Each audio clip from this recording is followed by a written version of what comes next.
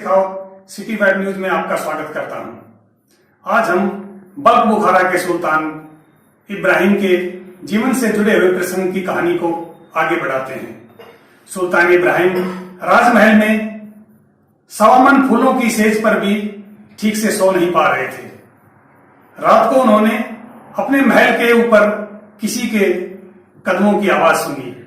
सुल्तान अपनी सैया से उठकर महल की जब छत पर गए तो उन्होंने देखा एक व्यक्ति वहां पर इधर उधर कुछ ढूंढ रहा था। सुल्तान ने कहा, आप कौन हैं और क्या ढूंढ रहे हैं? तो व्यक्ति ने जवाब दिया, सुल्तान, मैं ऊंटी हूं, मैं ऊंट पालता हूं और मेरा एक ऊंट गुम हो गया है। मैं उस ऊंट को यहां पर ढूंढ रहा हूं। उसकी बात सुनकर सुल्तान ने कहा, आप पागल हैं जो महलों की छत पर ऊंट ढूंढ रहे हैं। उस ऊंटी ने सुल्तान को जवाब दिया, हे सम्राट, आप भी तो पागल हैं जो महलों में खुदा को ढूंढ रहे हैं। उसकी बात सुनकर सुल्तान अति विचलित हो गए। अब उन्हें समझ में आ गया था कि खुदा महलों में नहीं मिलता और उन्होंने निर्णय किया कि मैं महलों का सुख त्याग करके किसी गुरु की तलाश में जाता हूं। वही मेरा मार्गदर्शन कर सकते हैं और मुझे मोक्ष का रास्ता बता सकते हैं। अगले दिन सुल्तान ने अपने राजकार्य की पूरी जिम्मेदारी छोड़कर और एक साधारण मानव की भांति गुरु की खोज में उस समय के महान संत कबीर के आश्रम में पहुंच गए और उनके चरणों में अपने आप को समर्पित कर दिया और मोक्ष का रास्ता तलाशने में मदद करने का आग्रह किया, जिसे कबीर संत ने स्वीकार कर लिया। अब सम्राट एक सामान्य मानव की भांति आश्रम में रहने लगे और नित्य कार्य करने लगे। ऐसे करते करते 1 साल का समय बीत गया। संत कबीर की पत्नी ने उन्हें देखकर बड़ी दया आई। वह सोचने लगी, एक राजा अब तो बिल्कुल एक साधारण मानव की तरह व्यवहार कर रहा है, अब तो इनमें कोई अहंकार भी नहीं है।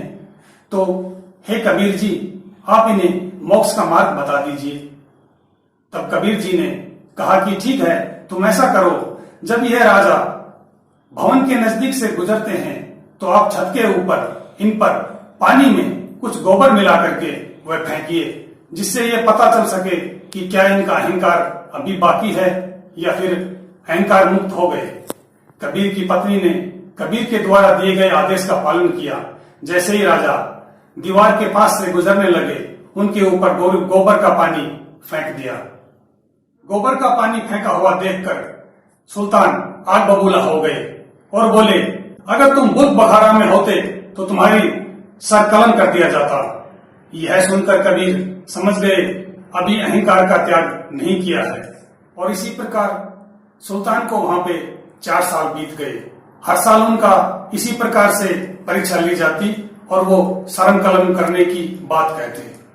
4थे साल संत कबीर ने उन्हें बुलाकर कहा कि मैं अब तुम्हें मोक्ष के मार्ग का रास्ता बताऊंगा मैं।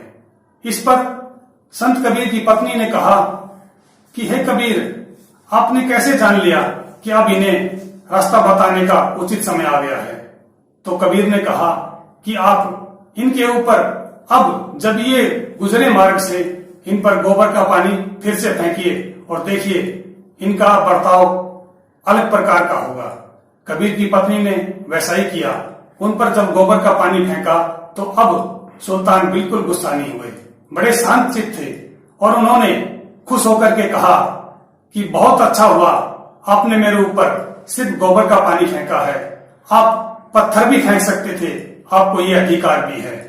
इससे कबीर की पत्नी जान गई कि कबीर ने उनकी मन की स्थिति को जान लिया है और यह उचित समय आ गया है।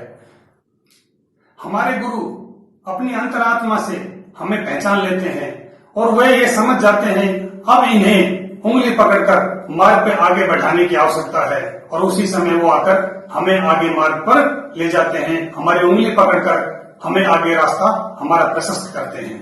धन्यवाद। अगर आपने इस चैनल को सब्सक्राइब नहीं किया है तो अभी आप इसको सब्सक्राइब कर लीजिए और बेल आइकन को प्रेस कर दीजिए, जिससे कि हमारी साखी सबसे पहले आपके पास पहुंच सके, आपके पास में नोटिफिकेशन आ सके।